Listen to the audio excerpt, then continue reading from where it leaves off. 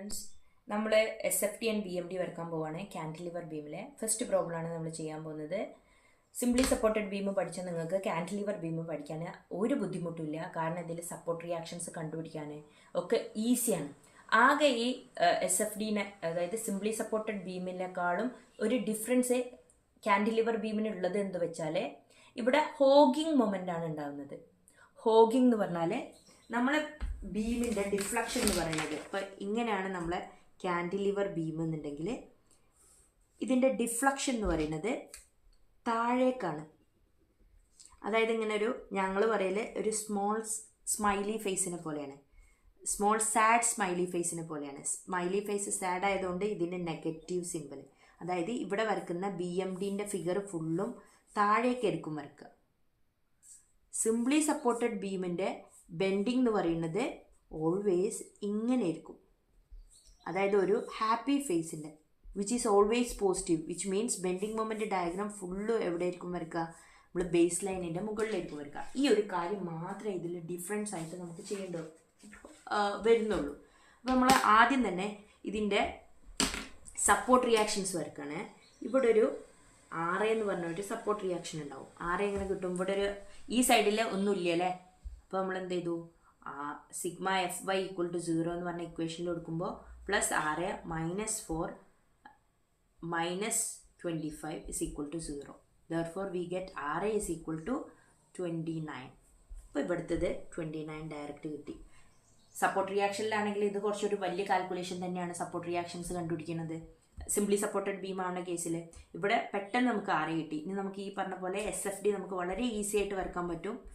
ഭയങ്കര സിമ്പിളാണ്. ആദ്യം ഞാൻ ഈ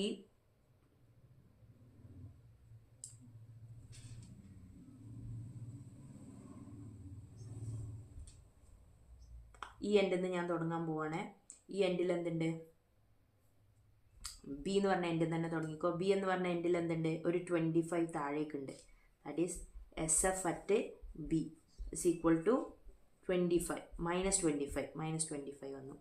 പിന്നെ SF at C ആണ്. സിയിലെ ഷിയർ ഫോഴ്സ് പറയുമ്പോൾ സിയിൽ ഞാനൊരു പെൻസിൽ വെച്ചു, അല്ലെങ്കിൽ ഒരു സെക്ഷൻ കൺസിഡർ ചെയ്തു. അതിൻ്റെ റൈറ്റ് സൈഡിലുള്ള ലോഡുകൾ -25 -4 which is equal to -29. അപ്പോൾ ഇറ്റ്സ് അഗെയിൻ താഴേക്ക് പോയി.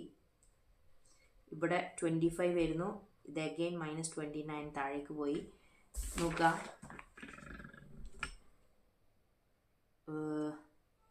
SFD യൂണിറ്റ് ലോഡ് ആവുന്ന കേസിൽ SFD എന്ന് പറയുന്നത് ഓൾവേസ് ഹൊറിസോണ്ടൽ ലൈൻ ആയിരിക്കും, ഇൻക്ലൈൻ ലൈൻ അല്ല. അപ്പോൾ ഒന്ന് ഇത് 25ഉം ഒന്ന് 29ഉം കിട്ടുമ്പോൾ നമ്മൾ ഒറ്റയടിക്ക് ഇങ്ങനെ ഇൻക്ലൈൻ ലൈൻ വരക്കരുത്.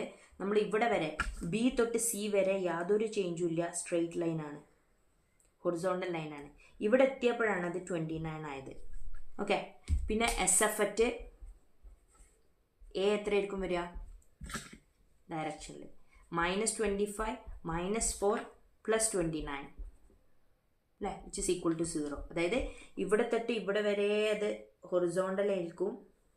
ഇവിടെ എത്തിയപ്പോൾ അത് അപ്വാർഡ്ക്ക് പോയി, അത് 0 ആയി. Hope you all understand. Okay, this is SFD. ഇനി BMD വരയ്ക്കുകയാണ്. Bending moment diagram.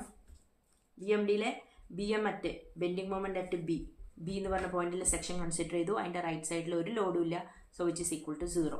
Bending moment at B = 0. ഇനി അടുത്തത് ബെൻഡിങ് മൊമെൻ്റ് at C ആണ്. C കാൽക്കുലേറ്റ് ചെയ്യുമ്പോൾ നമുക്ക് സിയിൽ ഒരു സെക്ഷൻ വെച്ചു, അതിൻ്റെ റൈറ്റ് സൈഡിലുള്ള ലോഡുകൾ മാത്രം നോക്കി. ദാറ്റ് ഈസ് 25 ഉണ്ട്. 25 × 25 തൊട്ട് നമ്മളെ സെക്ഷൻ വരെയുള്ള ഡിസ്റ്റൻസ് ദാറ്റ് ഈസ് 5. 25 × 5 125 കിട്ടി. ദാറ്റ് ഈസ്, ഞാൻ പറഞ്ഞിട്ടുണ്ട് കാൻഡിലിവറിൻ്റെ ഫുൾ ഫിഗർ എങ്ങോട്ടാണ് വരിക, താഴേക്കാണ് വരിക. That is 125. യൂണിറ്റ് ലോഡ് ആവുന്ന കേസിൽ ഇൻക്ലൈൻ ലൈൻ ആയിരിക്കും ബെൻഡിങ് മൊമെൻറ്റിന് വരിക. അപ്പോൾ ഇവിടെ നിന്ന് ഇവിടെ വരെ നമ്മൾ ചെരിഞ്ഞ ലൈൻ വരച്ചു.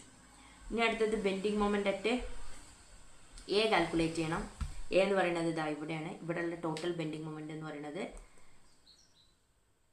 +25 × ഇവിടെ വരെയുള്ള ഡിസ്റ്റൻസ് 8, പിന്നെ 4 × 3 +4 × 3. ഇനി ഏതെങ്കിലും ലോഡ് ഉണ്ടോ? ഇല്ല. ടോട്ടൽ ലോഡ് എന്ന് പറയുന്നത് അതാണ്, വിച്ച് ഇസ് ഈക്വൽ ടു 25 × 8 + 12 212 കിട്ടും. 212. അപ്പോൾ ഇവിടെ വരെ നമ്മൾ 212 മാർക്ക് ചെയ്തു. ഇവിടെ നിന്ന് ഇങ്ങോട്ടും എന്താ സ്ട്രെയിറ്റ് ലൈൻ ആയിരിക്കും, കാരണം എന്താ പോയിന്റ് ലോഡാണ്. ഇവിടെ അങ്ങനെ meet. Okay, this is the bending moment diagram. Hope you all understand. Thank U.